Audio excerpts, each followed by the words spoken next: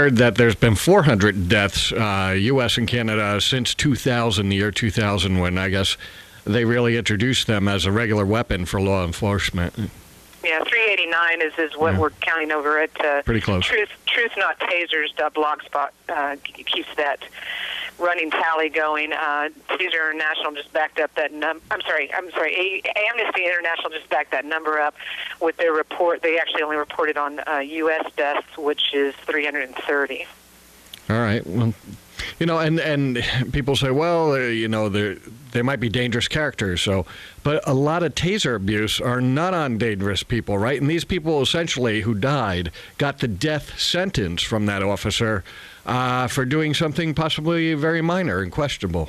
Like verbal noncompliance, which is what they're being taught and trained to use tasers on people that are verbally noncompliant on a daily basis. Again, and I think you mentioned before introducing me, people just accepting this as an everyday thing, and that's what they want. They want us to accept it, and we saw that. And I think probably a lot of your viewers have seen the video of the student in Florida who spoke out at a public debate and was speaking out of turn, so they decided to taser him for that. And the compliance, the inaction of the people sitting there, I think is the most horrific part of that video. That was shocking to us, too. Nobody did anything to help him. They just sat there and let it happen. And we had a U.S. senator standing on stage, could have been president, John Kerry, and he just stood there as well and did nothing while this kid who wasn't really out of turn, he took his turn. It was his turn to be at mic and ask Senator Kerry a question. And when it became uncomfortable, and we all dream of the chance to get to ask one of these politicians an uncomfortable question. It's our American right to do so, as far as I know, that we can ask these questions.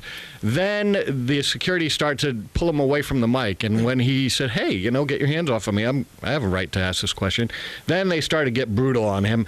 And it was after they had him on the ground, handcuffed, and about 3 big thugs of security on his body, they still tasered him. He was totally subdued at that point, right? Absolutely. That's when he was yelling, "Don't tase me, bro." He was begging them. He didn't want to be tased anymore. No, he was compliant. Yeah.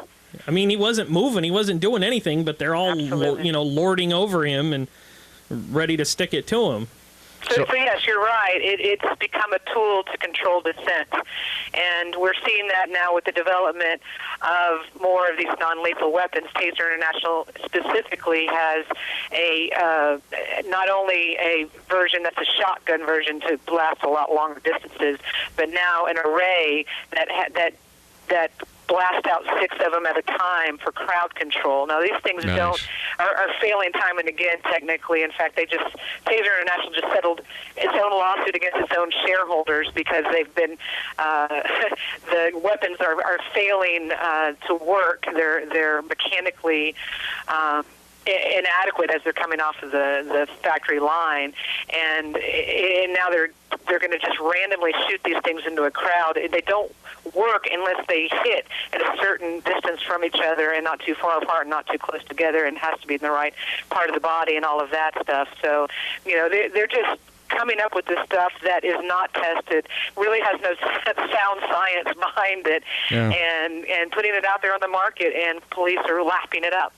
So it's an industry, and the industry is making money off of it, of course. Mm-hmm. And then you have the police who figure taser and then ask questions. This way I'm not putting myself at harm. Even if these people aren't showing me that they're going to, act violent towards me, I'm not even going to take the chance, and I'm going to taser first and then ask questions. And I guess most police departments are just backing their guys up and saying, hey, they have the right to do it. And you have in a sense, I mean, there's a lot of mixed reception from police and law enforcement. Now, they recognize the political outcry and the public outcry. They recognize that there are problems, and they're responding in a variety of ways. They are changing their policy in some places to curb taser use, to limit how often and who they use it on.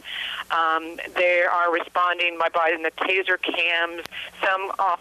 Some police departments are seeing fit to comply with actually the several entities, the Police Research, Executive Research Forum, and the Police Chiefs Association are recommending that police departments develop their own training, not use the one developed by Taser International, to do an independent one that doesn't actually train you to use it every day.